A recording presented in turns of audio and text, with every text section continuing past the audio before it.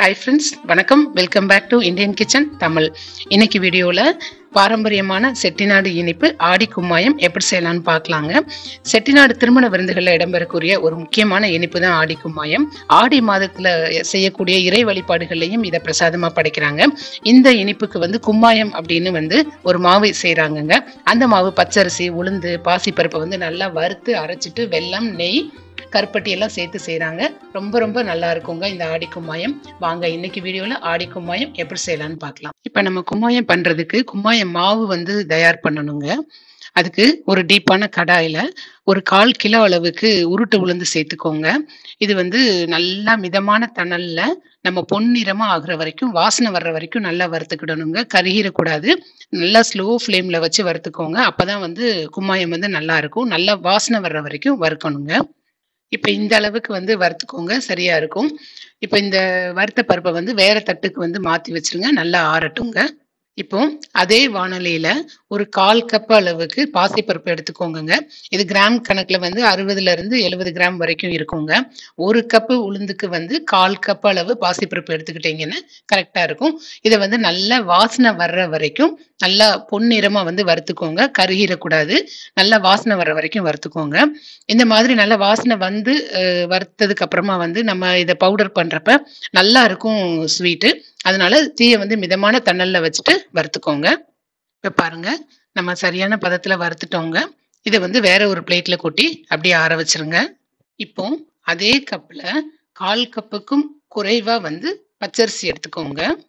எடுத்துட்டு நல்லா இளம் சூட்ல பொரி மாதிரி வறுத்துக்கோங்க. ஸ்டவ் நல்லா சிம்ல வச்சுக்கோங்க. இது இப்ப பாருங்க, இந்த மாதிரி பதத்துக்கு வறுத்தா போதும். ஒரு 1-2 நிமிஷத்துல இந்த மாதிரி வறுபட்டுரும். பாருங்க, நான் வீடியோல காமிக்கிற மாதிரி வறுத்துக்கோங்க. இப்ப நம்ம ஸ்டவ் ஆஃப் பண்ணிடலாம். ஆஃப் பண்ணிட்டு இந்த அரிசியை நல்லா ஒரு தட்டுல போட்டு ஆற வச்சிருங்க. அதுக்கப்புறமா நம்ம பொடிக்கலாம். இப்ப பாருங்க, நம்ம வறுத்து வச்சிருந்த பொருள் எல்லாமே நல்லா ஆறிடுச்சுங்க. கையால தொட முடியுது. வாங்க இப்ப இது நம்ம மிக்சியில அரைச்சிடலாம். எப்படி அரைக்கிறதுன்னு சொல்றேன். இப்ப பாருங்க, நம்ம மாவு அரைச்சிட்டோம். இது பாத்தீங்கன்னா மிஷின்ல நம்ம கொடுத்து அரைச்சோன்னா எவ்வளவு ஃபைன் பவுடரா அரைச்சு கொடுப்பாங்களோ அந்த அளவுக்கு நீங்க ரொம்ப சாஃப்டா அரைச்சுக்கணுங்க. ரொம்ப ஃபைன் பவுடரா இருக்கணும். அப்பதான் ஸ்வீட் நல்லா இருக்கும். ஒருவேளை நீங்க நிறைய குவான்டிட்டியில செய்றீங்கன்னா மிஷின்ல கொடுத்து கூட திரிச்சு வச்சுக்கோங்க. தேவையானப்ப இந்த ஆடி கும்மாயம் செஞ்சுக்கிட முடியும். இப்ப நம்ம இங்க மிக்சியில அரைக்கிறப்ப நீங்க அரைச்சிட்டு நல்லா சலிச்சு வச்சுக்கோங்க. நம்மளுக்கு ஃபைன் பவுடரா கிடைக்கும். அப்பதான் ஸ்வீட் ரொம்ப ரொம்ப நல்லா இருக்குங்க. அதனால ஃபைன் பவுடரா அரைச்சுக்கோங்க. இப்போ ஒரு டீப்பான பேன் எடுத்துக்கோங்க. அதுல 2 கப் அளவுக்கு பொடிச்ச வெல்லம் சேர்த்துக்கோங்க. நான் திரிச்ச மாவு 2 கப் இருக்கு. சோ 2 கப் அளவுக்கு வெல்லம் சேர்த்துக்கிடணும். எவ்வளவு மாவு எடுக்கிறோமோ அவ்வளவு நம்ம வெல்லம் எடுத்துக்கணும். இதை நல்லா நம்ம கரைச்சிடணுங்க. இப்ப நம்ம 2 கப் வெல்லம் சேர்த்திருக்கோங்க. அதுக்கு 5 கப் அளவு தண்ணி சேர்த்துக்கிடணும். அதாவது 1 கப் வெல்லத்துக்கு 2.5 கப் அளவுக்கு தண்ணி சேர்த்தீங்கன்னா கரெக்டா இருக்குங்க. என்ன மாவு வேகிறது இந்த தண்ணியில தான் வேகணும். வெல்லம்க்கு பாகு பதம் எதுவுமே தேவையில்லைங்க. நல்லா கரைஞ்சா போதும் தண்ணியில.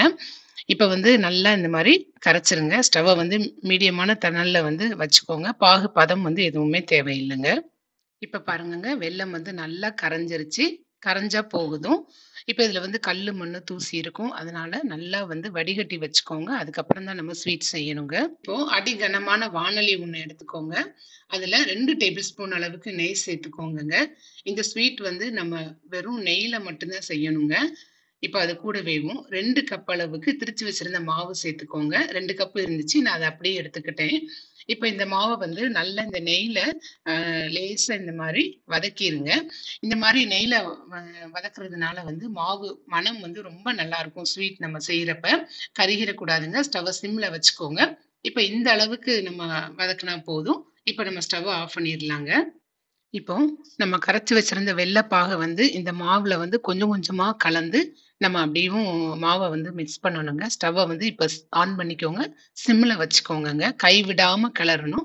அதுதான் நல்லா ஸ்வீட் அல்வா பதத்துக்கு வருங்க. கொஞ்சம் கொஞ்சமா இந்த பாகை ஊத்தி ஊத்தி நம்ம இதை அப்படியும் மாவை மிக்ஸ் பண்ணிக்கிட்டே இருக்கணும். நல்லா கலந்து விட்டுட்டே இருக்கணும். இந்த வெல்லப்பாகுல இந்த மாவு நல்லா அப்படியும் வெந்து வந்துருங்க. ஒரு அல்வா பதத்துக்கு வந்த உடனே நம்ம ஆஃப் பண்ணிடலாம். அது வரைக்கும் கொஞ்சம் கொஞ்சமா தண்ணி ஊத்தி இந்த மாதிரி கலந்து விட்டுக்கிட்டே இருங்க. இப்ப பாருங்க நல்லா வந்து கட்டி ஆயிருச்சு. இடையில இடையில வந்து நம்ம அப்பப்ப வந்து நெய் ஊத்திக்கிடணும். இந்த அளவு மாவுக்கு நான் ஒரு 1/4 கப் அளவுக்கு நெய் எடுத்திருந்தேன். அத கொஞ்சம் கொஞ்சமா சேர்த்து சேர்த்து அப்படியேவும் கலந்து விட்டுக்கிட்டே இருங்க. கொஞ்சம் கொஞ்சமா நம்ம நெய் ஊத்தி கலர்றப்ப வந்து நல்ல ஒரு அல்வா பதத்துக்கு வந்து இந்த மாவு வர ஆரம்பிச்சுரும். ஸ்டவ்வ வந்து நல்லா சிம்ல வச்சுக்கோங்க. இப்ப பாருங்க, நம்ம இந்த மாவு வந்து நல்லா நெய்யெல்லாம் அப்படியே வெளியில விட்டு வருது. இந்த ஸ்டேஜ்ல வந்து நம்ம இத மூடி வச்சிரணும். மூடி வச்சுட்டு நல்லா சிம்ல வச்சு ஒரு 5 நிமிஷம் வரைக்கும் அப்படியே வச்சிரணுங்க. இப்ப ஒரு 5 நிமிஷம் ஆயிருச்சு. இப்ப பாருங்க நெய் எல்லாமே நல்லா வந்து வெளியில அப்படியே பூத்து வர ஆரம்பிச்சிருச்சு. இப்ப பழையபடியும் இத லேசா ஒரு கிளறிருங்க. இப்ப வந்து கும்மாயம் வந்து ரெடி ஆயிருச்சு. பாருங்க கிட்டத்தட்ட நல்லா ஒரு அல்வா பதத்துக்கு மாவு வந்திருக்கும். இப்ப வந்து நம்ம ஸ்டவ்வ ஆஃப் பண்ணிரலாங்க.